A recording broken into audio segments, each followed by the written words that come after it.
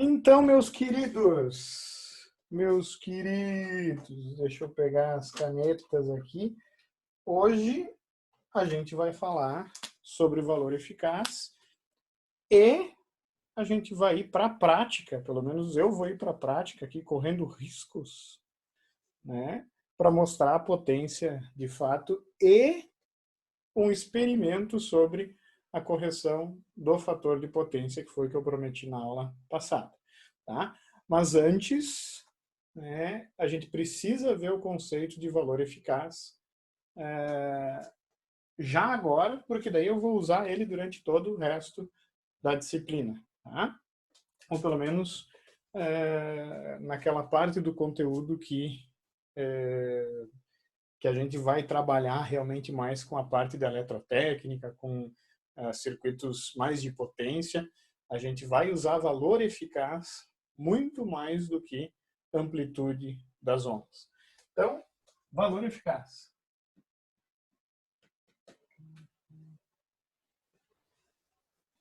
Tá? O conceito de valor eficaz ele é meio chato de resumir numa frase só. Por isso eu não vou escrever no quadro. Tá? É uma frase bastante comprida. Então eu vou falar e vocês vão ter à disposição aí sempre para voltar e reouvir, digamos assim. O valor eficaz de qualquer onda, tá, é um valor que a gente obtém da onda, né, no caso onda senoidal, na maioria das vezes, que equivale ao valor CC que dissipa a mesma potência numa carga resistiva. Eu vou repetir. Tá? O valor eficaz de uma onda alternada, de uma onda CA, tá? É um valor que eu obtenho a partir da onda, que equivale ao valor CC, que dissipa a mesma potência numa carga resistiva. É bem complexo, bem complexo não, né? Mas é uma coisa que eu tenho que reouvir várias vezes para entender. Mas eu vou tentar fazer um exemplo para vocês de fato entenderem. Vamos imaginar que eu tenha essa resistência aqui, ó. Uma resistência de 100 ohms. Tá? E eu tenho aqui em cima o fasor V de 100 volts. Tá? Isso aqui é um fasor, então essa onda é senoidal. Qual é a potência média, qual que é a potência eficaz que é dissipada nessa resistência? Bom, a gente viu nas últimas aulas que a potência complexa é o produto, entre o fasor de tensão e o fasor de corrente conjugado dividido por 2. E que a potência ativa, potência média ou potência eficaz, é a parte real dessa potência complexa. Na aula passada, a gente viu que a parte complexa, que a parte imaginária da potência complexa, recebe o nome de potência reativa. E ela está relacionada com a potência oscilatória, né, que está indo e voltando do bipolo pelo advento de elementos reativos. Lembrando que no indutor e no capacitor, eu não posso ter dissipação de energia, eles só armazenam e devolvem, armazenam e devolvem. Né? Então, a parte imaginária dessa potência complexa, né, tem relação com essa potência oscilante aí alternada, que vai ser hora armazenada, hora devolvida, hora armazenada, hora devolvida. Tá? Nesse exemplo, né, o fasor de tensão é 100. O fasor de corrente é 100 dividido por 100, que é igual a 1 ampere. Nesse carinha, tensão e corrente estão em fase. Tá? Por quê? Porque a carga é resistível. Quando eu calcular a potência complexa, eu vou ter fasor de tensão 100, fasor de corrente conjugado 1. Tá? O conjugado do número real é ele mesmo, tá, pessoal? Dividido por 2. Então, a potência complexa nesse sistema é 50 volt-ampere. Eu usei volt-ampere aqui por quê? Porque eu coloquei a potência complexa aqui. Mas vocês têm que entender. Qual que é a parte real dessa potência complexa? Então, a potência média é a parte real de S, que é 50. E a potência média, a unidade que a gente vai usar é watt. Tá? A potência reativa, que é a parte imaginária da potência complexa, ela é quanto? Ela é zero, porque esse número é um número totalmente real. Então, nessa carga, eu não tenho nenhuma potência reativa. Tá?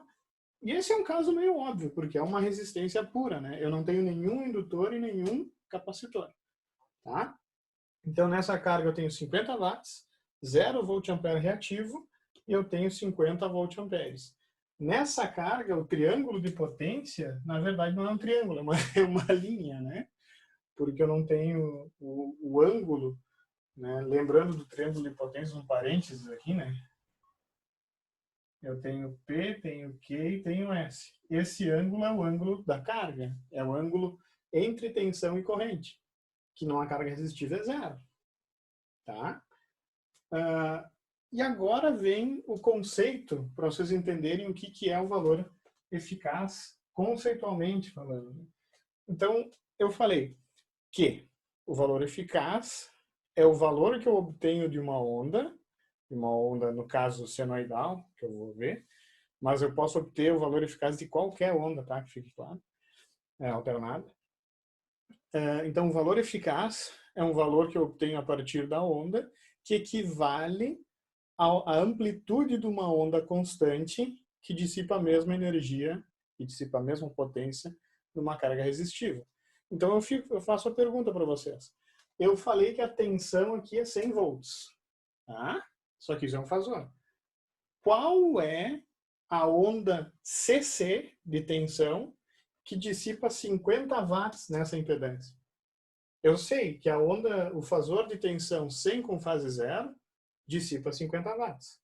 Mas eu não quero saber qual que é a senoide que dissipa 50 watts. Se eu tivesse uma onda constante, qual que é o valor dessa onda? Bom, eu vou ter que recorrer a circuito Zoom. Tá? Lá em circuito Zoom, então em CC, né, a potência P é igual a V vezes I, que é igual a V ao quadrado sobre R, que é igual a I ao quadrado vezes R. Todo mundo se lembra dessas equaçõezinhas, né? Eu tenho P, que é 50 watts. Eu tenho R, que é 100. Qual é o valor de tensão CC que dissipa 50 watts? Eu vou usar essa equação aqui, barbadinha, né?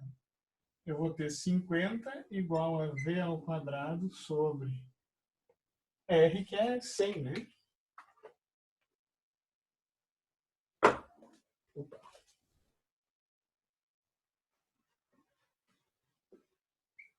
Tá? Então, ó, o meu V vai ser raiz de 5.000.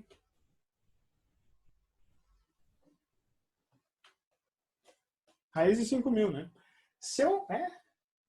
100, raiz de 5.000. Se eu for verificar qual que é o valor, a raiz de 5.000, eu vou ver que é 70,7 mais ou menos. Tá? Isso aqui vai ser 70,7 volts. Tá? Então, na verdade, a onda CC que dissipa 50 watts é 70,7 volts. Tá? Então, associada a essa onda de tensão aqui, ó, esse tem que ser o valor eficaz. Na verdade, qualquer onda CA que eu dissipo 50 watts nessa carga, tem o valor eficaz de tensão de 70,7 volts. Tá? Esse valor aqui, ó, vai ser equivalente a 100 sobre raiz de 2, como a gente vai deduzir daqui a pouquinho. Tá? Mas conceitualmente é isso. O valor eficaz Qual que é a grande vantagem dele? É que eu posso usar ele como se fosse um valor CC. Não importa se a onda é uma onda dente de serra, se a onda é uma senoide. Se eu, por algum motivo, né? Por algum motivo não, né? Se eu consigo extrair o valor eficaz dessa onda, eu posso usar esse valor nas equações como se fosse um circuito com corrente contínua. Tá? Então, aí que está o pulo do gato do valor eficaz. Matematicamente, e é isso que eu não vou ficar atendo muito aqui, não vou entrar muito em detalhes, matematicamente o valor eficaz, tá, é a raiz quadrada da potência do sinal. Né? Isso a gente viu já em sinais e sistemas, tá, pessoal? Né? Que, em resumo, né, é a raiz quadrada da soma, né, da função ao quadrado. Por isso que é root mean square. Tá? Então, se eu tenho qualquer sinal x de t dado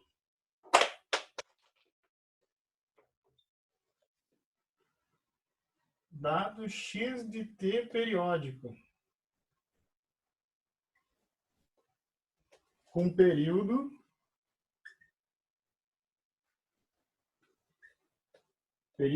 não, né?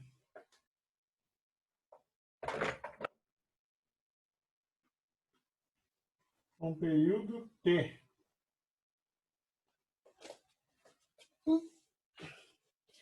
Tá? A equação que eu vou utilizar para calcular o valor eficaz, né? E o valor eficaz eu vou denotar como x eficaz ou xRMS, né? Tanto faz. Né? E RMS vem de root mean square. Né? Então, o valor eficaz dessa onda x de t é calculado fazendo... Eu gosto até dessa relação aqui, né? X eficaz ao quadrado, né? Vou deixar para ficar bem, depois eu boto embaixo. Tá? Então, o valor eficaz vai ser a raiz quadrada, tá, de 1 sobre o período integral em qualquer múltiplo ou em qualquer intervalo que equivale a um período da função ao quadrado. Por isso que é root mean, porque eu faço a média do valor ao quadrado. Faltou um parênteses aqui.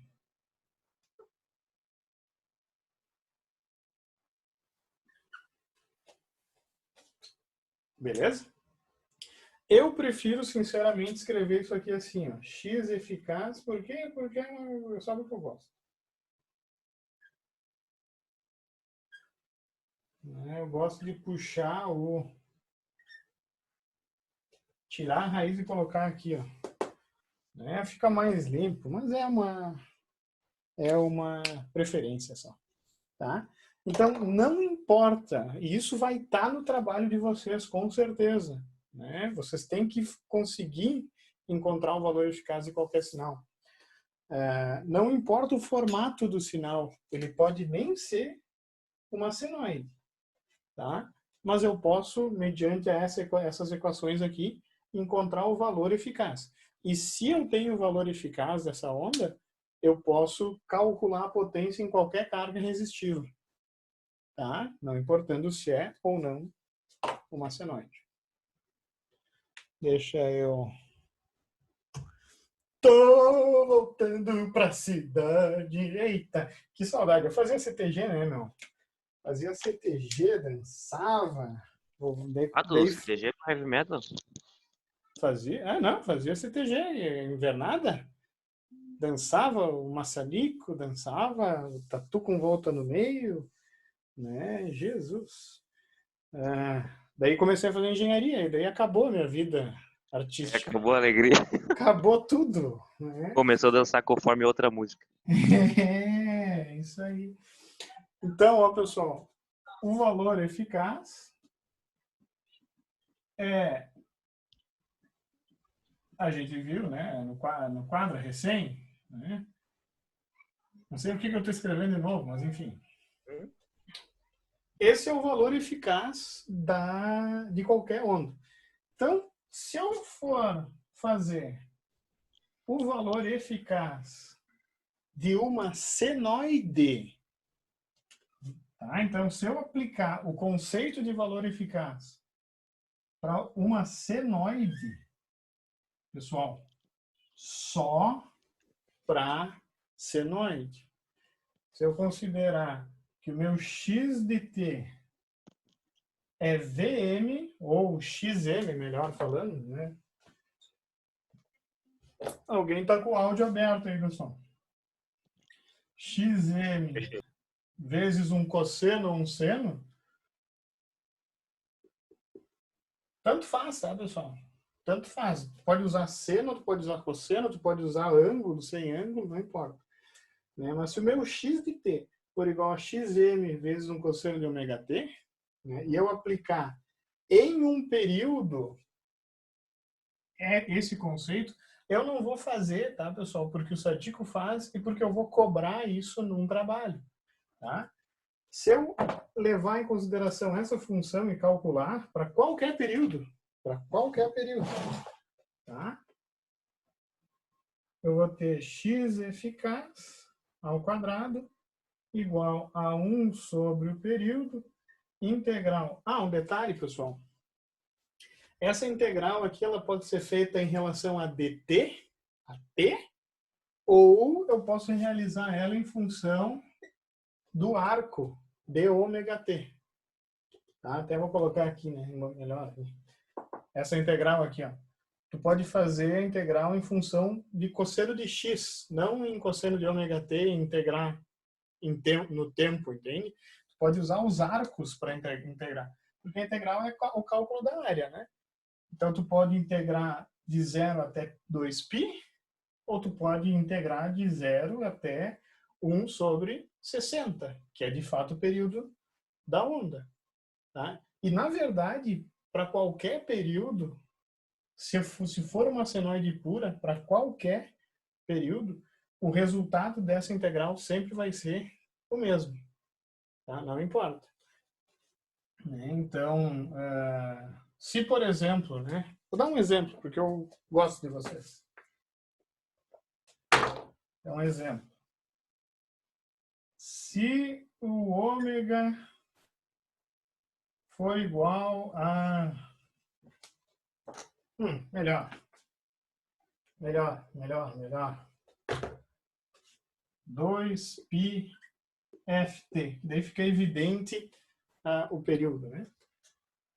Se eu digo que f igual a 60 Hz, que é de fato a onda, né? A nossa frequência da rede elétrica, é a frequência da onda que a gente vai ver daqui a pouco. Tá? Se o f for igual a 60 Hz, esse carinha é 0 segundos e um período é 1 sobre 60. Tá? A amplitude dessa onda é xn. Eu iria fazer essa integral em função do período. Tá? Então, o valor eficaz ao quadrado seria 1 sobre o período. E o período é 1 sobre 60.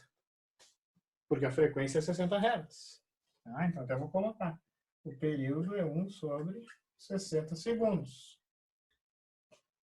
A integral que eu fosse realizar, na verdade isso aqui é um seno, né? Não é um cosseno. Tá? Mas indiferente se é um seno ou se é um cosseno, vou desenhar os dois aqui. Só para a gente perder tempo de gravação. Eita! Agora que eu não preciso dar aula sobre defasagem, eu acerto assim com uma rapidez esse desenho que eu nunca consigo na aula sobre defasagem, né, sobre seno e cosseno. Tá? Eu vou ter que integrar aqui, ó, no período. Tá? Então, por conveniência, eu vou integrar de 0 até 1 sobre 60. Mas eu posso integrar de menos 1 sobre 120 até 1 sobre 120. Na verdade, tu pode escolher qualquer período para realizar essa integral. Para o seno não muda muito. Tá? Mas, para outras ondas, escolher um período correto facilita horrores o cálculo. né? Então, eu vou integrar de 0 até 1 sobre 60. Que onda? Xm cosseno de 2π vezes 60 vezes t ao quadrado dt. Né? Como que eu posso realizar essa integral de um jeito mais fácil? Né? Ao invés de integrar isso, tu integra em função do arco. Essa integral e essa aqui, ó, vai ficar bem baixo, eu peço desculpas. 1 sobre 2π integrar de 0 até 2π xm cosseno de x ao quadrado de x é igual. Porque eu estou levando em consideração o mesmo período. Né? Aqui, se o período aumenta ou diminui, eu vou integrar mais ou menos. Tá? Então, essa divisão acaba compensando o cálculo dessa área. Tá? Então, isso é uma dica bem importante. Senoides é muito mais fácil, pelo menos ao meu ver, tu usar o arco, integrar em função de ômega t, e não integrar em função de t somente. Se tu integrar em função de t, tu tem que usar os limites em segundo mesmo. Tá? Então, é uma dica que eu dou. Em casa, vocês vão deduzir isso aqui. Tá? O jeito mais fácil, leva o quadrado para dentro, vai ficar xm, puxa o xm ao quadrado para fora, daí tu vai ter cosseno ao quadrado dessa merda aqui, daí tu faz o quê? Tu vai buscar uma identidade trigonométrica, que é 1/2 mais ou menos 1/2 de um caralho a 4 de 2 vezes a frequência, e daí tu vai ter a integral do seno, tu resolve blá blá blá blá e chega nesse valor aqui. Que o valor eficaz de uma onda senoidal. De uma onda senoidal só. É xm sobre raiz de 2. Só vale para senoide, pessoal. Olha só, mas eu tenho uma senoide retificada. Não. E aí que tá. Senoide retificada meia onda não é. Senoide retificada onda inteira tem também esse valor eficaz, mas daí vocês têm que calcular para provar. Né? Para cada onda, para cada forma de onda, eu tenho um valor eficaz diferente em função da amplitude. Tá? Cuidado com isso. Tá? Detalhezinhos importantes. O valor eficaz de uma constante é a própria constante. Óbvio, pela própria definição do valor eficaz. Tá? Outra coisa importante. O valor eficaz é sempre maior ou igual ao valor médio. Exemplo.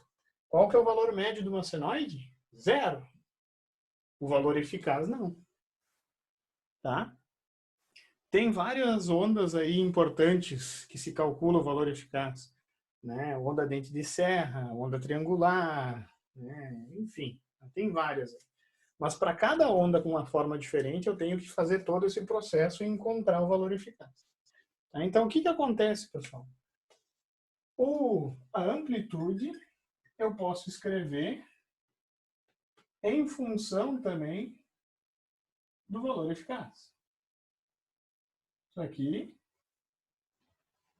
assim, ó. Tá?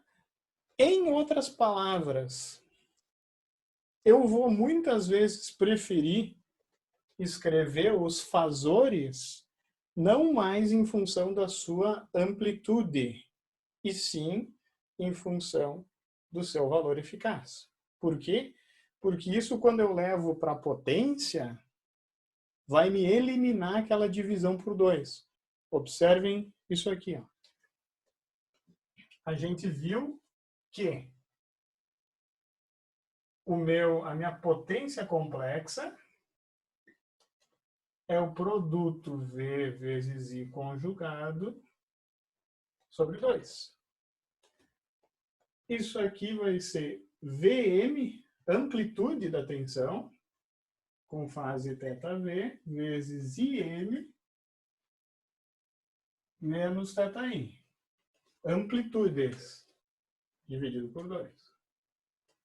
Só que se esses fasores, né, eles são senoides, né, lembrando que esses fasores eles são senoides, eu posso levar em consideração isso aqui, ó, que a amplitude é igual ao valor eficaz vezes raiz de 2.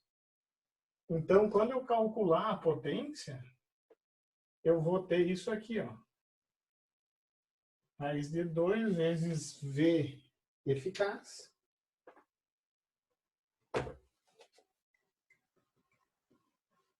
Por θV. Raiz de 2I eficaz menos θI. Sobre 2. Quando eu fizer o produto aqui, ó, vai cortar aqui. Então, a potência complexa eu posso expressar em função dos fasores e seus valores eficazes, que eu vou chamar isso de fasor eficaz, né? Não é a amplitude mais da onda que eu estou usando, tá? É o valor eficaz daquela senoide que eu vou utilizar na hora de dar a informação.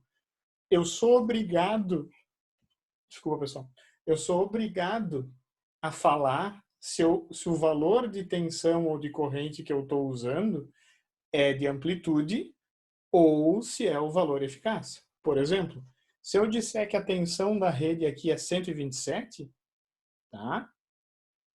Tu tem que pedir assim, é 127 volts eficazes, né, professor? Tá? Porque tu precisa dessa informação para poder saber se a onda vai até 127 ou se ela vai até 180. Tá? O valor eficaz não é amplitude. Cuidado com isso.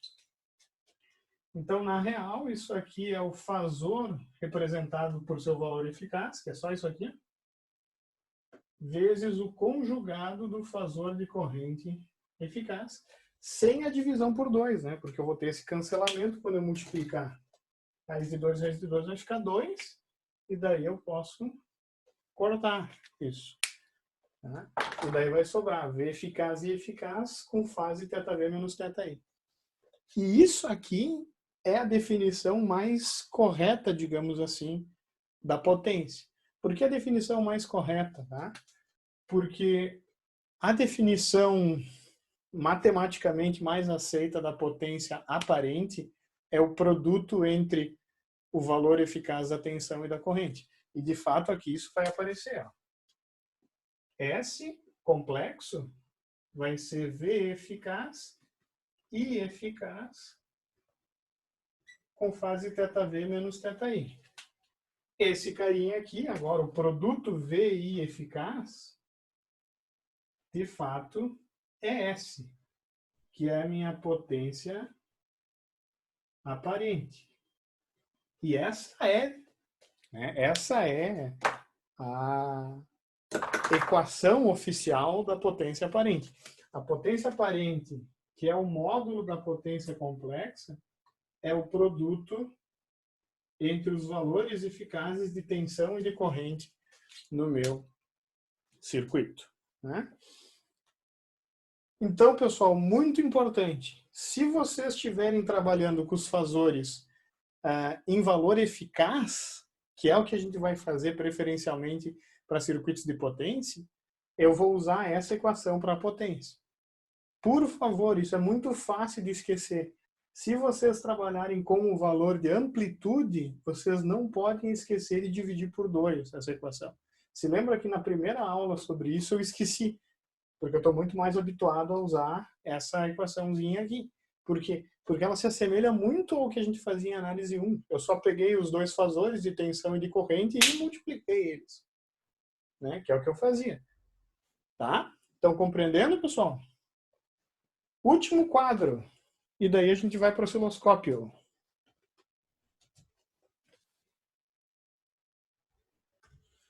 Então, galerinha medonha, eu vou ter aqui coisas bem importantes agora para finalizar.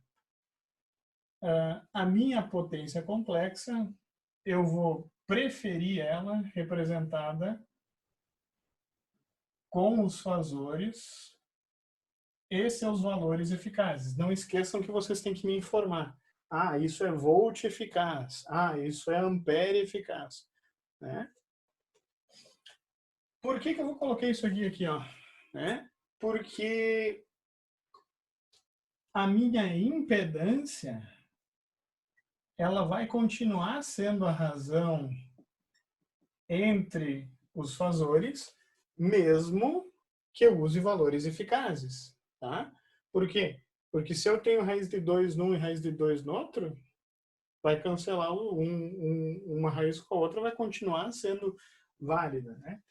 Então, lembrando disso, eu posso usar essa equação aqui, ó, para escrever duas equações que são muito úteis para nós em análise 2.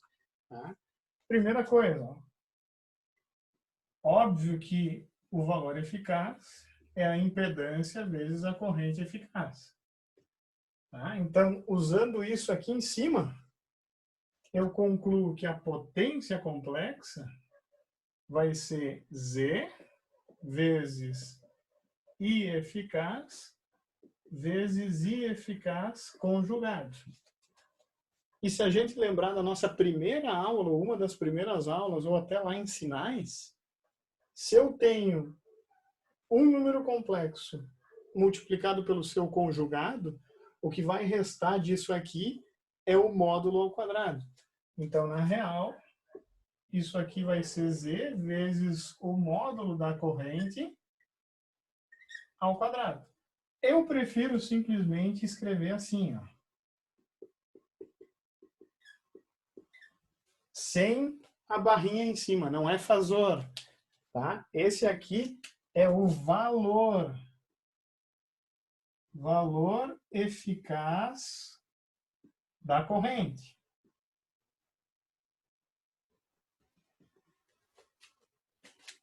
Tá? Fazendo a mesma dedução, só que isolando a corrente aqui, ó, escrevendo IF como VF dividido por Z, e levando isso aqui lá em cima, eu vou ter que a potência pode ser escrita também em função do valor eficaz da tensão. E vai ficar, ó. Eu vou fazer toda a dedução, porque isso aqui normalmente dá uma confusão.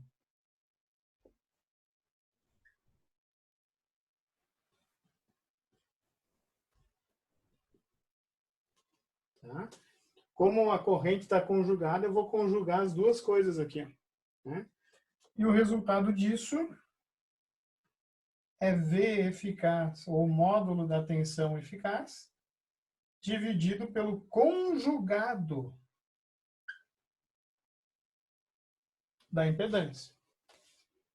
Tá? Pessoal, continua valendo o fator de potência.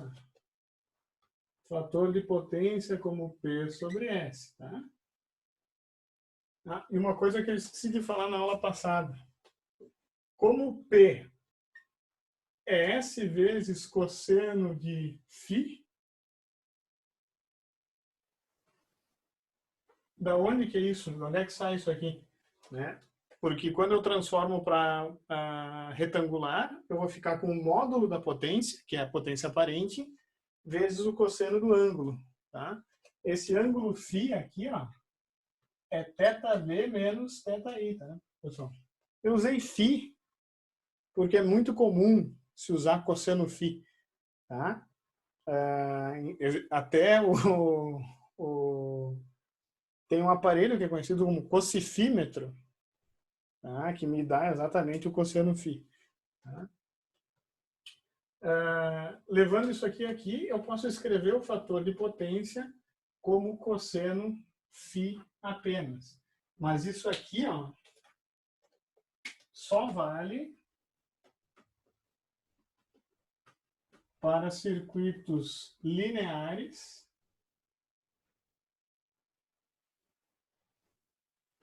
e com excitação senoidal. Eu coloquei XC? XC, acertei. Vocês foram o quê? Foram assistir Naruto? Estamos focados aqui, tá atrasado. Estamos focados aqui. Apanhando um pouco, mas não. Apanhando de falar alguma coisa na gravação. Vai. Vocês vão apanhar agora. Pá! E daí eu vou fazer um efeito na câmera, Eu para a tô, câmera deslocar. A gente não eu tô quer estragar apanhando a a gravação. matéria, sim. Apanhando um pouco Não, da matéria, mas tamo bem. vai dar tudo certo. Relaxa aí, pessoal, relaxa.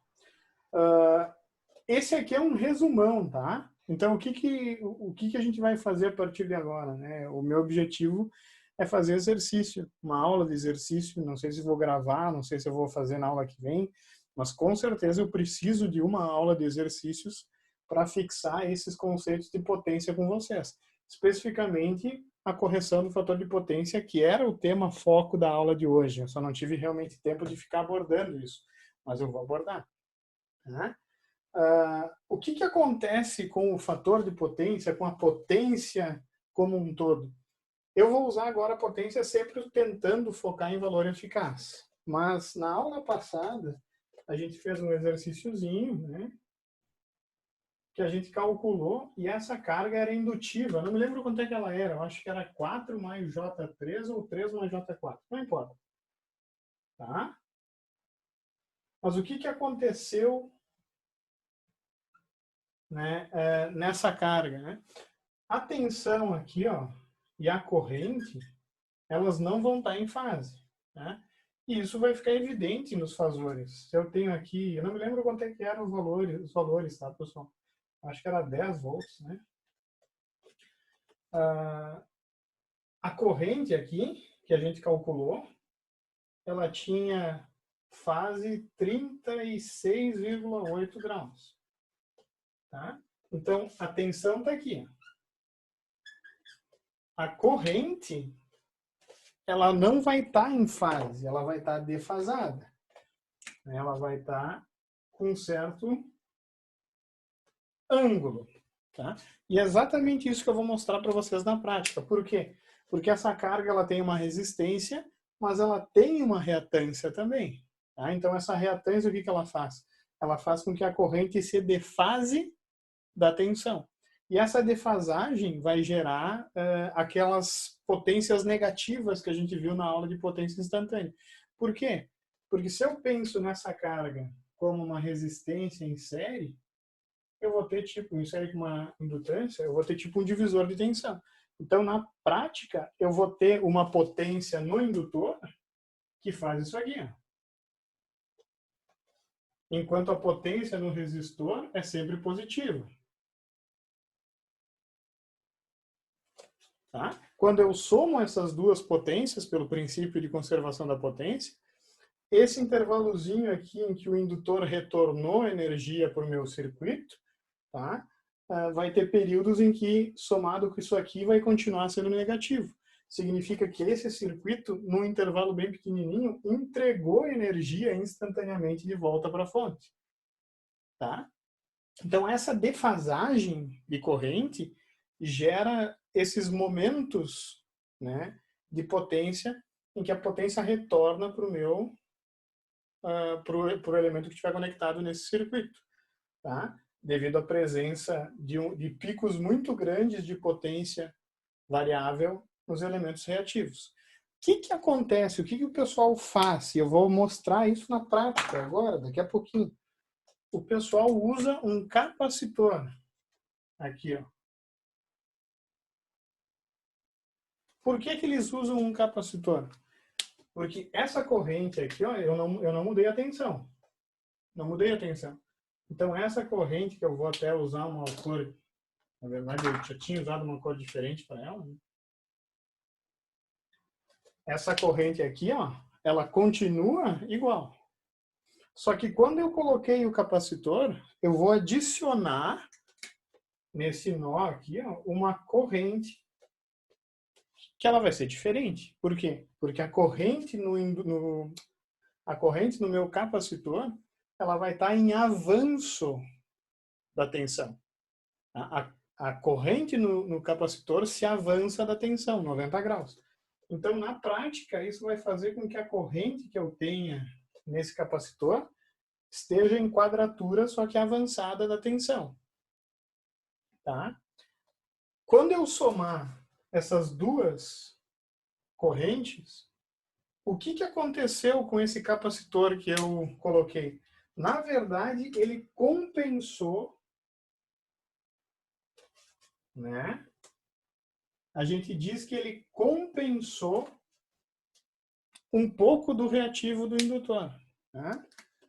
Porque se eu somar essas duas correntes, se eu somo essas duas correntes aqui, a vermelha isso aqui devia ser pontilhado, né? E a laranja, a minha corrente resultante agora tem uma amplitude um pouco menor e ela está mais em fase com a tensão. O mais engraçado é o seguinte, como eu não mudei nada nessa carga, a potência ativa continua inalterada. Mas eu mexi em qual parcela? Na potência reativa. A potência reativa, pessoal, ela tem muito mais a ver com a defasagem, né? E com essa potência instantânea que varia. Se o indutor, né, vai promover um atraso nessa corrente, o meu capacitor ele vai promover um avanço. Então, quando eu começo a colocar essa corrente avançada, né, eu vou tornando a corrente cada vez, digamos assim, menos atrasada. Mas eu vou manter na prática a mesma potência ativa. Então, na real, eu só mudo a potência reativa desse circuito. Tá? Vai chegar um momento em que, se eu quiser, eu posso, inclusive, cancelar totalmente o reativo da carga. E daí a carga equivalente seria uma resistência pura. Eu posso fazer isso? Posso. Tá? Mas a questão é, para determinadas instalações, essas correntes aqui, elas são muito grandes e a tensão também, às vezes, é muito elevada se a empresa trabalha em alta tensão. Tá?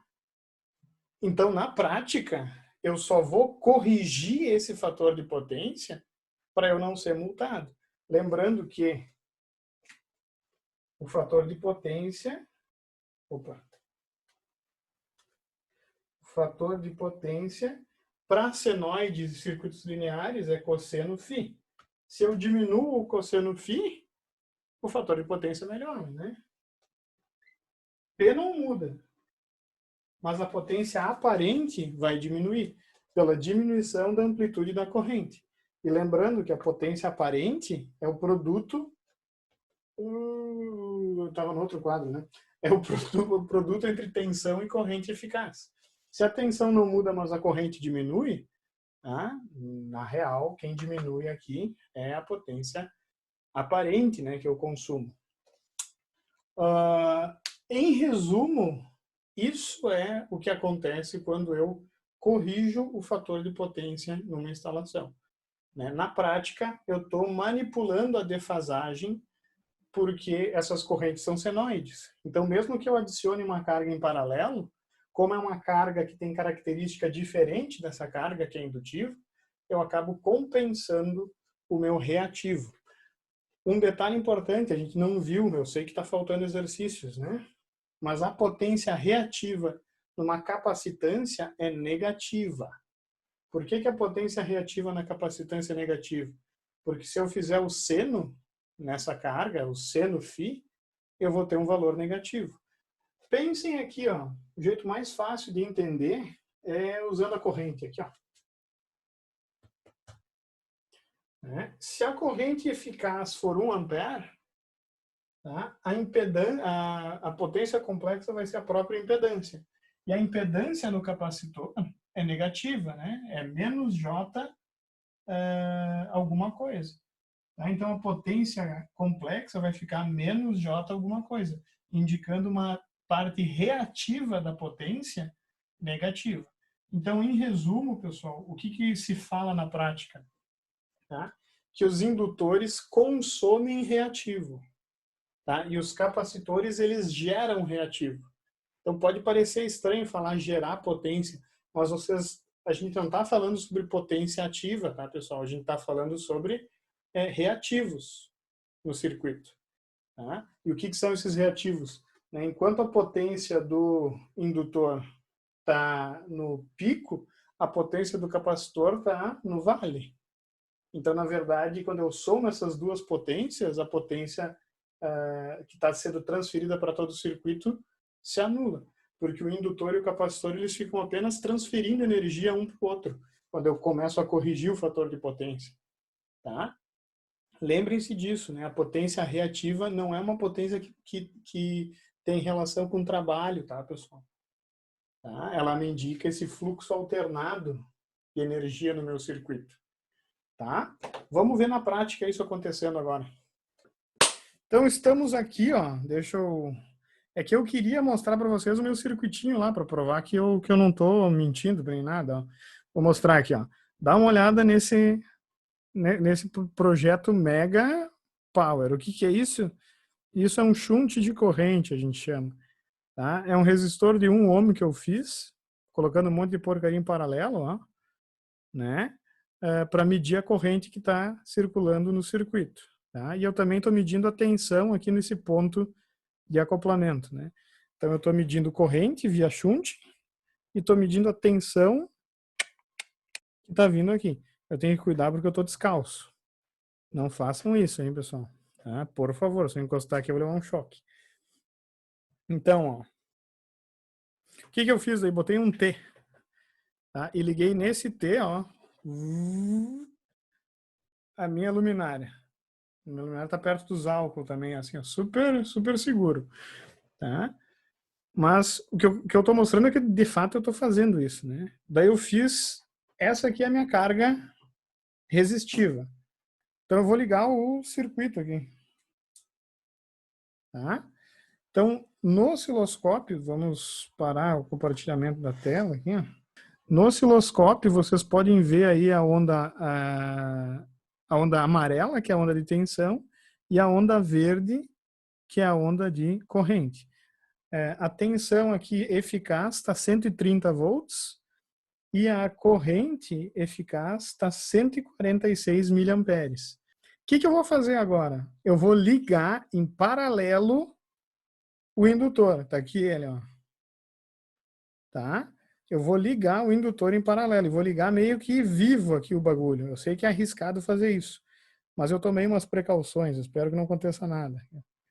O que aconteceu com a corrente? A tensão não mudou, né? Quase não mudou porque é a tensão da rede. Mas a corrente claramente defasou. Deu uma defasadinha pequena, né? Vou fazer de novo, ó.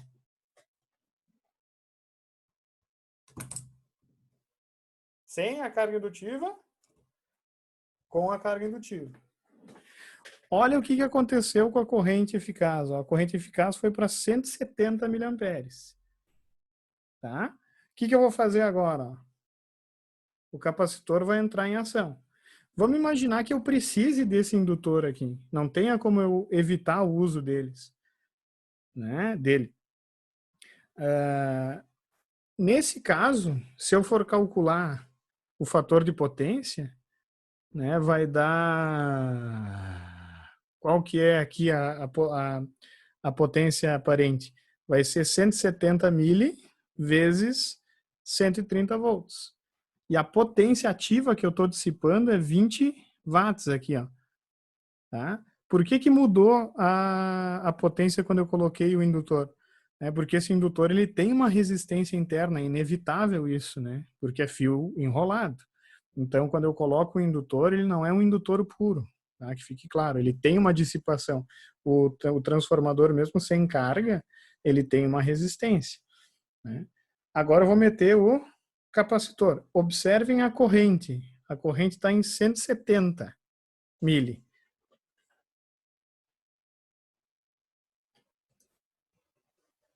Primeira coisa que vocês têm que notar, a corrente que ela estava defasada, ela deu uma avançada, não sei se vocês viram. Ela ainda está um pouquinho atrasada, mas o fator de potência deu uma corrigida. E a corrente, o que aconteceu com ela? Foi para 160 miliamperes, 162. Tá? Então a corrente diminuiu. Se a corrente diminuiu, bom, então o fator de potência aumentou. Então, na verdade, eu corrigi o fator de potência, né, adicionando capacitores em paralelo. Tá? Entenderam mais ou menos o que acontece, pessoal? Vocês entenderam, né? Essa onda A onda branca é a onda de potência. Ó, vou abrir um pouquinho mais aqui para vocês. Ó. Aqui está tá aqui, perdão. Vou trazer aqui a onda de potência, vou alinhar com o gráfico. Ó. Ela quase não tem potência negativa, tá vendo?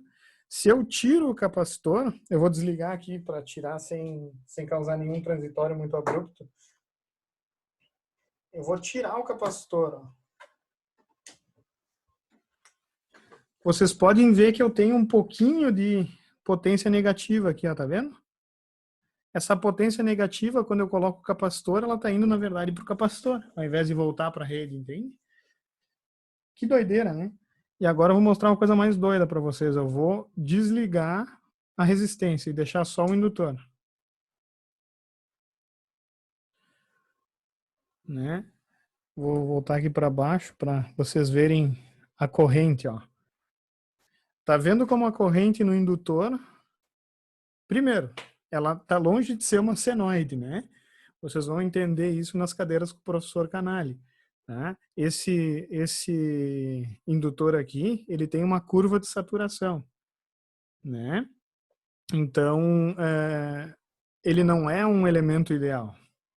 Mas claramente eu consigo ver que quando está no pico a onda de corrente, a onda de tensão está cruzando zero. Então, na verdade, essa onda de corrente, ela está 90 graus atrasada da onda de tensão. Mas ela tem harmônicas, tá, pessoal? É uma coisa um pouco mais complexa para ser analisada. A onda de potência, pode ver que ela tem uma boa parcela positiva e uma boa parcela negativa agora, ó, né? Indicando que esse indutor está armazenando e está devolvendo, está armazenando e está devolvendo energia. Tá? Eu vou ligar agora só o capacitor para vocês verem o que acontece, tá? Tá? Aí, aqui, ó, na verdade, tá o circuito só com os capacitores.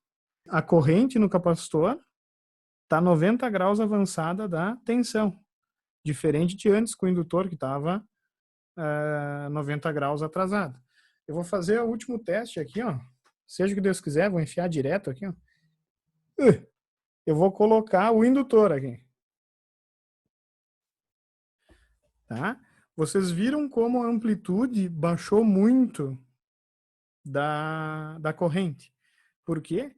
Porque a corrente do indutor acaba cancelando essa corrente do capacitor.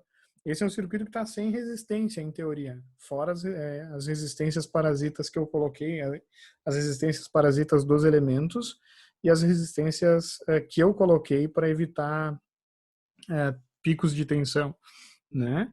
Mas vocês perceberam que o que a gente estuda de fato acontece na prática. Tudo bem, cheio de ruído, mas acontece. Né? Vou ligar a resistência.